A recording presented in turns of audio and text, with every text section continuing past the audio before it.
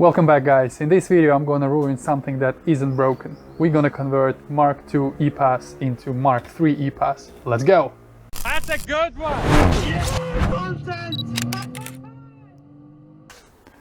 So on my Clio I have a very popular upgrade EPAS conversion from, well, it's a Mk2. It uses a column from 1.4 diesel version, I believe. Also I have a short rack, original short rack, but converted into a short rack. My experience so far, and in fact from what I've seen on forums and Facebook, a lot of people experience sort of a notchy effect with the steering, and it can get too light and then too heavy. So my idea is that the motor is just not powerful enough. Obviously on semi-slicks and at hard cornering it just overheats and whatnot, and obviously I took the motor out before, swapped it for something else because I was suspecting it would have been broken. The cogs inside are actually plastic, so it can't be really good. So I thought, why not try and fit one from Mk3? So we bought a column from a Mk3 197, and I believe maybe a Megane has the same one, I don't know. The motor is mounted on the top, and it's slightly bigger, wider motor. And obviously, I don't know, the gears maybe, haven't looked inside, but I'm hoping that the gear is metal as well. Also, this one will have the adjustment, so you can go back and forth and up and down. So theoretically, all I need to do is just make a new bracket for those mounting points, weld it onto my cage from somewhere here, there, and we should be golden. Here's my original Mk2 column. Here's the motor on the side, and I mean, it works good, but... And remember, you've seen it here first. Don't forget to subscribe. I believe it's going to be a first Mk3 column in a Mk2 Clio. Also, yeah, the controller that you use for the adjustment, the same company who provided the Mk2 conversion. About 6 months ago, maybe a bit longer than that, I emailed them and I said, do you make one for Mk3? They said no, but they can try. And I said, yeah, I'll be the first person to buy. So last month they sent me an email saying, hey, it's out and about, so why don't you order one? So I did. So we have a controller, we have a column, we have some scrap pieces of metal. Let's get to it! So theoretically, well, not really theoretically, practically, they are almost the same length. Is about an inch, if that. Obviously, mounting points are a bit more further forward. So then we need to make a new bracket for this to go on, but there's definitely plenty of metal here, so maybe even put it on this part. So we took off the shaft from the Mk3. This is the end piece from the Mk2. Obviously I want to reuse this rubber gate thingy so water doesn't get in, so it'll be useful because the diameter and stuff. But also what I found is that the diameter of this shaft is just over 19, so 19.4, and the inside diameter of this is the same. So effectively, to make it longer, because we literally need like about an inch or so, I'll be able to cut it here, slot one inside another, and then weld around, and then we'll retain the collapsible feature of the normal one with the end from Mk2, slightly longer, and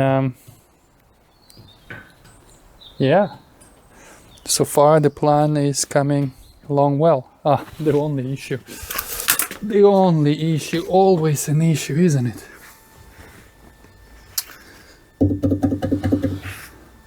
This thing is entirely in the way, because the controller kind of has to sit right flush against it.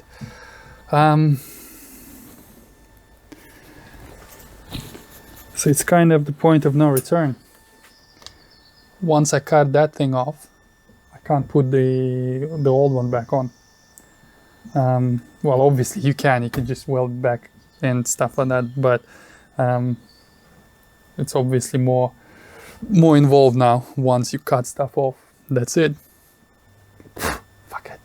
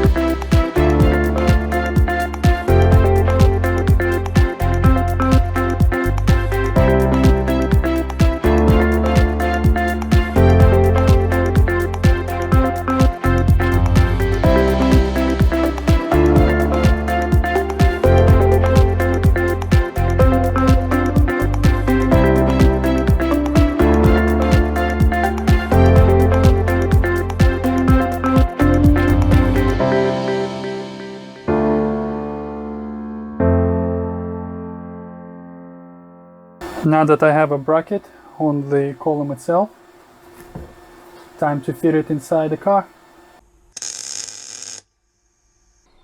Very crude mock-up. Check the position. And roughly that's how it's going to sit.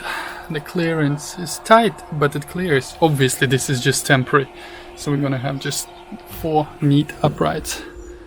I want to see the coolest thing in the world. Oh, so you can go up and down, and also, yeah, race car. Well, I'm not actually sure if race cars have it, but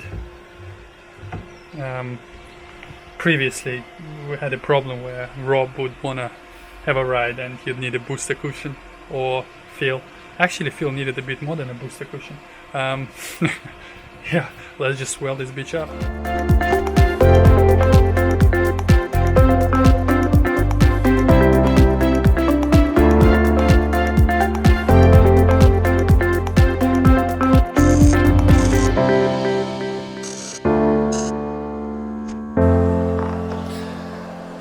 I'm quite happy how it's turning out.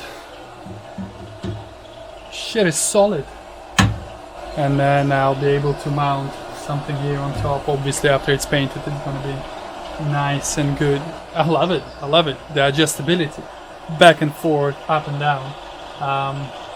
Let's finish this up. The next morning. The very next morning. Yes.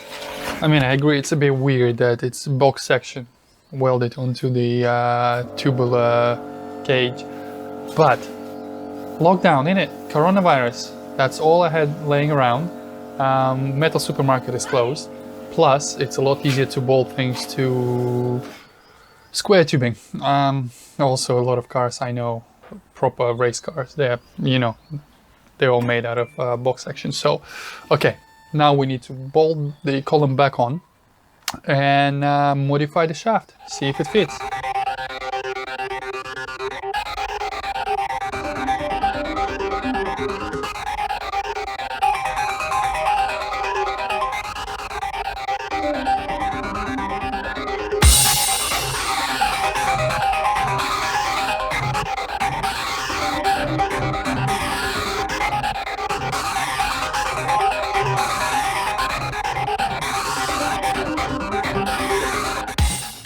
So it's in. I am very happy. The best thing is this. I think I showed it to you already, but we'll show it to you again. Up, down, and also in and out. Brilliant. Now I need to make some kind of double barrel thingy bob, because this one is a little bit too short, clearly, and that's the one from Mark II. So we're gonna have to marry them together. It's all experimental work, never been done before. I keep saying that, don't I? Hopefully it will be worth it.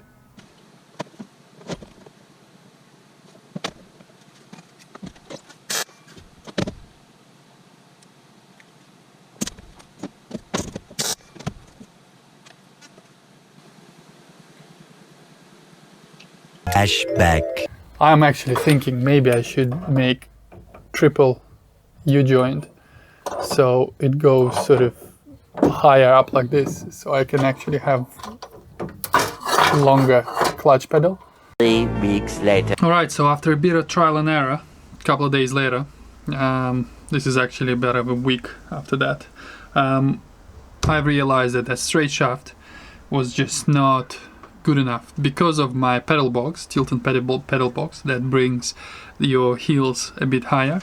The clutch pedal, even though it was still possible to work with it and you could still use it, the top of your foot, the shoe, the boot, was always catching on the shaft, and I just thought that that's gonna get annoying very quickly. So like I said before, it was a good idea to introduce another U-joint. So now I have a triple U-joint, and that's how it fits. It all rotates very nicely, very, very smooth. And oh my god, I have to say, the Mark III column is just way, way, way better. It just feels more advanced. It's softer. It's just also the controller. It's a lot smoother. And I found a different knob, so now effectively I have 9 points of adjustment. Well, and on the number 9 you can literally with one finger, hold on that. Yes, the car is not on the ground, but I've tried it already on the ground as well, and in there you can see that there's a lot of space. I'm sorry for my racing socks, but see, plenty of space, and I can raise the clutch pedal as well. So yeah, in short, I'm extremely happy how it worked out. Obviously it's not a straight swap, there's quite a bit of things need to be done, but saying all that, if you have a roll cage and if you have that main bar at the top, it's just literally welding a new bracket onto it, so that's not that much of a problem. And also, if you're using standard pedals, then the straight shaft, like I showed you, where it slots one inside another, should be fine, because your feet are not going to be raised as much as they are in mine. So yeah, all is left. Well, there's plenty of things left, but I just need to test it, and I think the proof is in the pudding, as they say. It will be at the track next time we're out in the car after it's all mapped. Not sure when that's gonna happen, but yeah, thank you guys for watching. I hope you enjoyed this video. Don't forget to like it, please. Subscribe if it's your thing, and I'll definitely see you on the next one. Bye.